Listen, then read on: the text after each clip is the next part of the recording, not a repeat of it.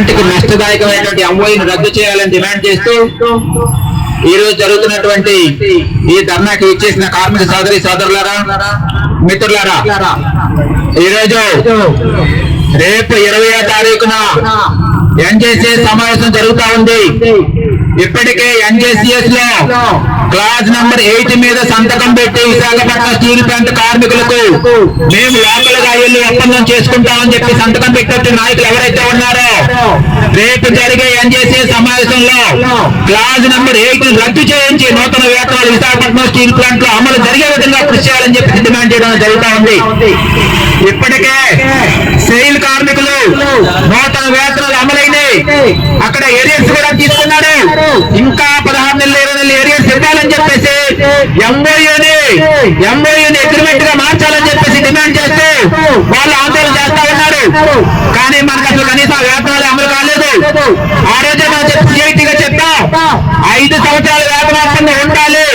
10 సంవత్సరాల వేతన ఒప్పందం వల్ల కార్మికులు తీవ్రంగా నష్టపోతారు.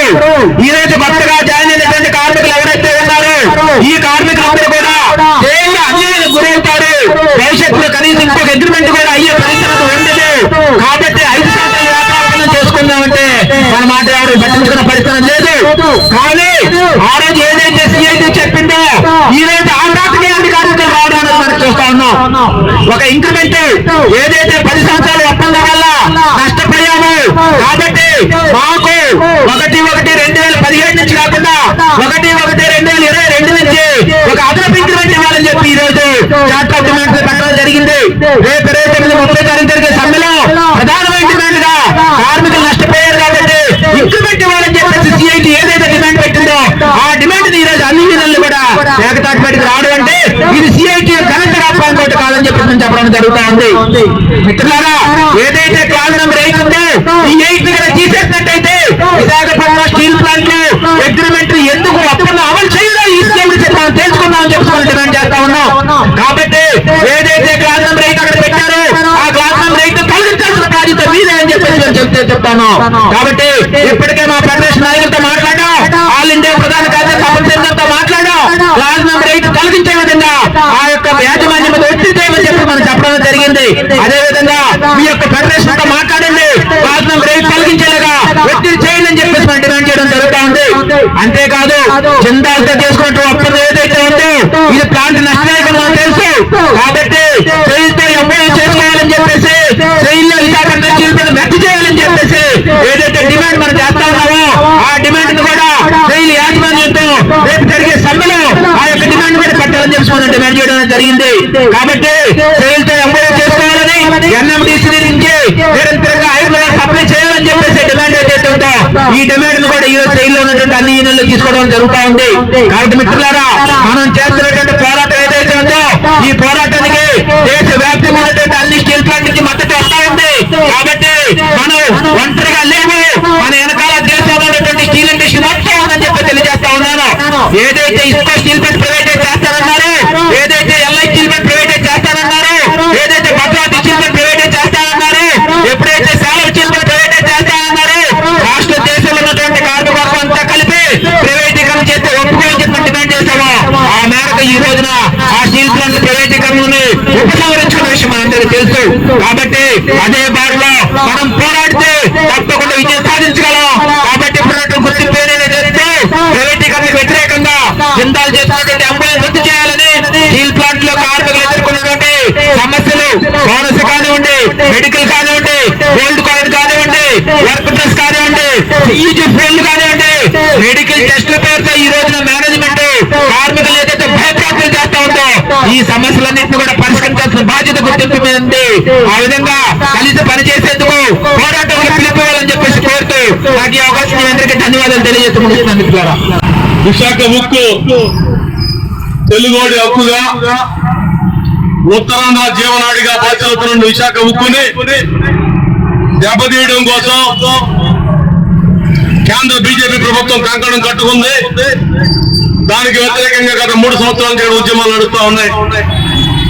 ఈ ఉద్యమాల ద్వారా మాత్రమే ఈ రోజు వరకు ఒక ట్రాన్సాక్షన్ అడ్వైజర్ని, ఒక లీగల్ అడ్వైజర్ని, ఒక వ్యాలిడర్ని లోపల రాకుండా అడ్డుకోగలిగిందంటే మన ఉద్యమం మాత్రం అని చెప్పేసి మేము నమ్ముతా ఉన్నాం.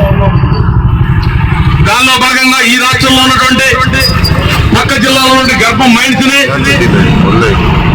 సారిపల్లి శాండ్ మైన్స్ కూడా రాష్ట్ర ప్రభుత్వం రెన్యూవల్ చేయకుండా సంవత్సరాల కాలం పాటు తొక్కు పెట్టింది. దీనికి ముఖ్యమంత్రి గారు కలవ చేసుకోవాలి, వెంటనే దాంట్లో రిలీజ్ చేస్తూ కూడా జీవోని రిలీజ్ చేయాలని చెప్పేసి సిఐటి మిత్రపక్షాలు డిమాండ్ చేస్తా ఉన్నాయి. దీనికోసం వందలాది మంది పోరాట కమిటీ నాయకులు విజయనగరం పోయి కలెక్టర్ ఆఫీసర్ ధర్నా చేయడం జరిగింది. భవిష్యత్తులో అమరావతి కూడా పోవాలని అవసరం అనేది ఉంది. ఈ పద్ధతుల్లో ఉంటే సీఎం గారు తనకు పట్టనట్టుగా వాళ్ళ సొంత నిర్ణయాలతో జిందాల్తో ఒప్పందం చేసుకుని జిందాల్ సీఎండి గారు సొంత వెహికల్ ఎక్కించుకుని ప్లాంట్ లో తిప్పుకుంటూ హిల్ టాప్ గెస్ట్ హౌస్ లో పార్టీలు చేసుకుంటూ కూర్చుంటా ఉన్నారు. ఈ యాజమాన్యం అడుగుతా ఉన్నాం, అయ్యా జిందాల్తో ఒప్పందం చేశారు, అది మీ ఆస్తి సంబంధించిన ఒప్పందం అని అడుగుతా ఉన్నాం. ఆ ఒప్పందాన్ని బయట పెట్టమంటే భయపడతా ఉన్నారు. అంటే స్టీల్ ప్లాంట్ ఏమైనా రాసిపోతా ఉన్నారు జిందాల్గా చెప్పడుతా ఉన్నాం. వెంటనే జిందాల్ చేసిన తప్పుడు ఒప్పందం రద్దు చేయాలని చెప్పేసి డిమాండ్ చేస్తూ ఎన్నో అవకాశాలు ఉన్నాయి. మన పక్కన ఎన్ఎండిసి ఉంది, నగర్నాథ్ స్టీల్ ప్లాంట్ ఉంది, సెయిల్ ఉంది. ఇవన్నీ కూడా ప్రభుత్వ రంగంలో చేసే కర్మాగారాలు. ఈ కర్మాగారంతో కలిసి ఎటువంటి ఉడంబడికి మనం చేసుకున్నా, ఎటువంటి వ్యాపారం చేసినా అది ప్రజలకి ప్రభుత్వానికి లాభం అవుతుంది తప్ప ఎవరైతే మనకు పోటీదారుగా ఉన్నాడో, ఎవరైతే కాంపిటేటర్ గా ఉన్నాడో జిందాల్ అంతా ఒప్పందం చేసుకోవడం అనేది స్టీల్ ప్లాంట్ ని చంపేయడం కోసం తప్ప కూడా కాదని చెప్పేసి మనం చేస్తా ఉన్నాం. అట్లాగే స్థానికంగా చూస్తే వేతన ఒప్పందం 2021 అక్టోబర్ లో జరిగింది. రేపు మరలా ఎన్డీసీ సమావేశానికి గుర్తింపు పోబోతా ఉంది. గుర్తింపు ఎన్డీసీ డిమాండ్ చేస్తా ఉన్నాం. ఏదైతే క్లాస్ నెంబర్ 8 అంగీకరిస్తూ సంతకం పెట్టారో ఢిల్లీలో, రేపు ఎన్డీసీ సమావేశంలో క్లాస్ నెంబర్ 8 తీసేయడం కోసం ప్రయత్నం చేయండి. తీసేసి ఢిల్లీ నుంచి మీరు రండి, సీఎండి ఒప్పందం ఎలా అమలు చేయడం మనం తెలుసుకుందాం అని చెప్పేసి మేము అడుగుతా ఉన్నాం.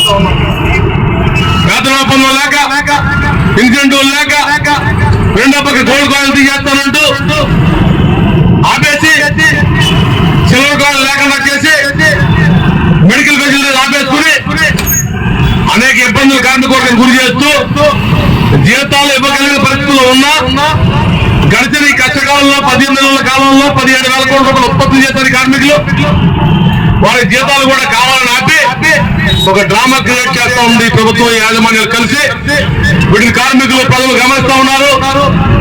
నువ్వెంతో కాలం భయపెట్టి బతకలేవు కాబట్టి సజావుగా జరిగే విశాఖ ఉక్కు కర్మాగారాన్ని జరగాలని చెప్పేసి దీనిలో గుర్తింపు నిమ్మక నీరెత్తినట్టు కూర్చుంటే కాదు, పోరాటంలో రండి, పోరాటం పోయేది బాధ్యంగా తప్ప పోరాటం మానేసి ఇంట్లో కూర్చుంటే సమస్యల పరిష్కారం కావు. చివరికి కార్మికులే రోడ్లెక్కి కర్రలు పట్టుకునే పరిస్థితి తీసుకురావద్దని చెప్పి గుర్తింపుని కోరుతూ యాజమాన్యాన్ని గుర్తింపున తొన్నుగా చూసుకుని ఒక అలసుగా తీసుకుని నీకు నచ్చిన బస్సులో నువ్వు డ్రామా చేస్తూ కోరని చెప్పి యాజమాన్యం కూడా సిఐటి మిత్రపక్షాలు చేస్తా ఉన్నాయి. రాబోయే కాలంలో మీరు సజావుగా స్పందించి వీడి కార్మిక హక్కుల మీద, ప్లాంట్ మనుగడ మీద కూడా స్పందించాలని చెప్పేసి ఒక పక్క రాయబల్లిలో ఉన్న రైల్వే ప్లాంట్ అమ్మేమని ఒక పక్క చెప్తా ఉన్నారు. అమ్మింది 2,000 కోట్ల రూపాయలు అమ్ముంటే దాంట్లో అడ్వాన్స్ 1,000 కోట్ల రూపాయలు మీకు తీసుకొచ్చినా ఈ జనంలో పని లేదు కదా. అది మానేసి అదే మంత్రి గారి సమక్షంలో దాన్ని తొక్కిపెట్టి జనం తీసుకోవడం ప్రయత్నం చేస్తా ఉన్నారు. ఎన్ఎండిసి భూములు ఇచ్చామని చెప్తా ఉన్నారు. ఎన్ఎండిసి 11,60 ఎకరాలు ఇస్తే, ఎన్ఎండిసి 1,500 కోట్లు ఇస్తే ఆ 10,000 కోట్లు మనకు వస్తే ఈ జనంతో 12 అడుగుతా ఉన్నాం. ఏమి చేయకుండా కాలయాపన చేస్తూ మీకు కావాలని తాబేదారులు స్టీల్ ప్లాంట్ తీసుకోవడం కోసం ప్రయత్నం చేస్తే ఇది కొట్లాడి తెచ్చుకున్న ప్లాంట్, పూర్వీకుల త్యాగాలు వచ్చిన ప్లాంట్, 16,000 మంది భూ నిర్మాణంతో వచ్చిన ప్లాంట్, 32 మంది ప్రాంత త్యాగాలు వచ్చిన ప్లాంట్, 50 మంది తెలుగు కొట్లాడి వచ్చిన ప్లాంట్.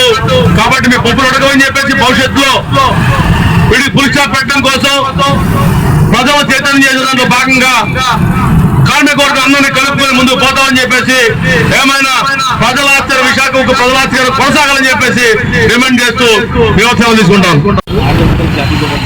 అలాగే సిఐటి గౌరవ అధ్యక్షులు ఐజీరామ్ గారు, ప్రధాన కార్యదర్శి రామస్వామి గారు, మరి సిఐటి ప్రధాన కార్యదర్శి మిత్రుడు సురేష్ గారు, ఏఐటిసి చిత్రాల సన్యాసరావు గారు, అలాగే మా యూనియన్ సంబంధించినటువంటి యూనియన్ అధ్యక్షుడు గల్లా శంకర సాయిరామ్ గారు, సిఐటి క్యాడర్ కి ఇక్కడ వచ్చేసినటువంటి ఈ సిఐటి మిత్రపక్షాల కార్మికులందరూ కూడా నమస్కారం తెలియజేస్తున్నాం. సోదరులారా, మనం గత 1050 రోజులుగా స్టీల్ ప్లాంట్ ప్రైవేటీకరణ అంశాన్ని మనం వ్యతిరేకిస్తూ కేంద్ర ప్రభుత్వానికి వ్యతిరేకంగా మనం పోరాడుతున్నాం. మరి ఏ రకంగా మనం పోరాడుతున్నా మరి ప్రభుత్వం నుంచి అయితే మనకి ఎటువంటి సహాయ సహకారాలు కూడా మరి లేవు. దేశంలో అనేక స్టీల్ ప్లాంట్ లో కేంద్ర ప్రభుత్వం కొన్ని నిర్ణయాలు వెనక్కి తీసుకున్నా మరి స్టీల్ ప్లాంట్ విషయంలో మరి ముందుగా వ్యవహరించడం మరి కేంద్ర ప్రభుత్వం ముందు వైఖరికి నిదర్శనం. మరి విశాఖపట్నం స్టీల్ ప్లాంట్ సంబంధించినంత వరకు మరి ఈ మధ్యకాలంలో జిందాల్తో ఒప్పందం చేయించిన ఘనత కూడా కేంద్ర ప్రభుత్వాన్ని. ఇక్కడ ఉన్నటువంటి అనేక కార్మిక సంఘాలు మరి కార్మికులు అందరూ కూడా మరి అవసరమైతే సేల్ కి అనుగుణంగా చేయమని చెప్పడం జరిగింది. లేదా టాటా స్టీల్ కి సంబంధించినటువంటి మరి కంపెనీతో ఒప్పందం చేసుకోమంటే కాదు, మేము జిందాల్తోనే చేసుకుంటామని చెప్పడం జరిగింది. సరే, జిందాల్తో చేసుకున్నటువంటి ఒప్పందాన్నైనా కనీసం బయటికి చెప్పండి అంటే మరి ఈ రోజు వరకు కూడా బయటకు చెప్పలేని పరిస్థితి. మరి అట్లాగే మరి గుర్తింపు సంఘానికి ఈ ద్వారా అడిగే అంశం ఏంటంటే కార్మిక సమస్యల్లో మ్యాండేటరీ అనేది చాలా ముఖ్యం. మరి గతంలో మరి మీరు పోటీ చేసినప్పుడు గెలిచారు కాబట్టి కార్మిక వర్గానికి సంబంధించినటువంటి ఏదైతే రావాల్సిన బెనిఫిట్ విషయంలో మీరు అజాగ్రత్తగా ఉన్నారన్నందుకు ఉదాహరణ ఈ గోల్డ్ కాయిన్ కానీ మరి లీవ్ ఎన్కేస్మెంట్ ఆపడం కానీ కనీసం రిటైర్మెంట్ అయిన కూడా లీవ్ ఎన్కేస్మెంట్ కూడా ఇచ్చే ఎల్టీఈ కూడా ఇచ్చే పరిస్థితుల్లో ఈ రోజు లేదు. అంటే మరి గౌరవ అధ్యక్షులు రామ్ గారు, సురేష్ బాబు గారు, డివి రమణ గారు, మిత్రులందరికీ రాజు గారు అందరూ కూడా ధన్యవాదాలు. ముఖ్యంగా ఈ రోజు ఈ యొక్క ధర్నా కార్యక్రమం దేనికోసం పెట్టాలని కార్మికులందరూ తెలుసు. ఎందుకంటే ఉన్న మేనేజ్మెంట్ ఇక్కడ ఎందుకుందో తెలియని పరిస్థితిలో ఉంది. ఏది అడిగినా తీసేయండి అని చెప్పే మేనేజ్మెంట్ తప్ప గుర్తింపు కూడా అలాగే ఉంది. 8,000 ఈ జనవరిలో ఇస్తానని చెప్పి ఆ రోజు చెప్పిన గుర్తింపు ఈ రోజు దాకా ఈ 8,000 రూపాయలు ఇవ్వలేదు. అలాగే 9,000 గతంలో ఉన్నవి ఇవ్వలేదు. ఇలా చెప్పుకుంటూ పోతే బాగున్నాయి. అలానే 25 సంవత్సరాలు కష్టపడి సర్వీస్ చేస్తే దానికి సిల్వర్ కాయిన్ కూడా ఇవ్వకుండా చేసిన ఘనత గుర్తింపు దాని మిత్రపక్షాలుగా ఉందని చెప్పి చెప్పడానికి చెప్పదప్పదు. అలాగే గోల్డ్ కాయిన్ 55, 35, 45, 46, 50 సంవత్సరాల లోపు చేసిన కార్మికులు కూడా ఆ గోల్డ్ కాయిన్ కూడా ఇవ్వకుండా ఆగిపోతే గుర్తింపు కనీసం ఏం చేస్తుందని చెప్పి కార్మికులుగా మనం అడగాలని బాధ్యత ఉంది. ఈ 8,000 రూపాయల విషయంలో కూడా అలాగనే మొన్న విజయనగరంలో మైన్స్ కోసం అక్కడ కూడా ధర్నాలు చేయడం జరిగింది. అలాగే మన ప్లాంట్ విషయంలో సిఐటి దాని మిత్రపక్షాలు కాదు, మొత్తం పోరాట కమిటీ కూడా అందరం కూడా విజయనగరం వెళ్ళి అక్కడ కలెక్టర్ ఆఫీస్ దగ్గర ధర్నాలు చేయడం జరిగింది. కార్మికులను మీరు కూడా ఆలోచించి ఈ ఉద్యమాల్లో మీరు పాల్గొని గుర్తింపు నిలదీసి అడగండి. 8,000 ఎప్పుడు వస్తాయి? 9,000, 9,500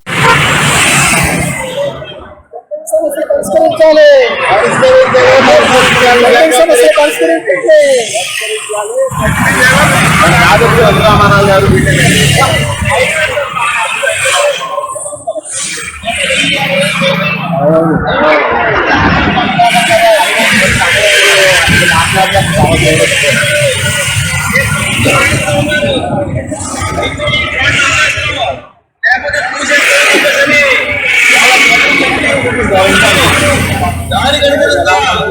ఇక్కడ యాజమాన్యం కూడా గత 2 సంవత్సరాలుగా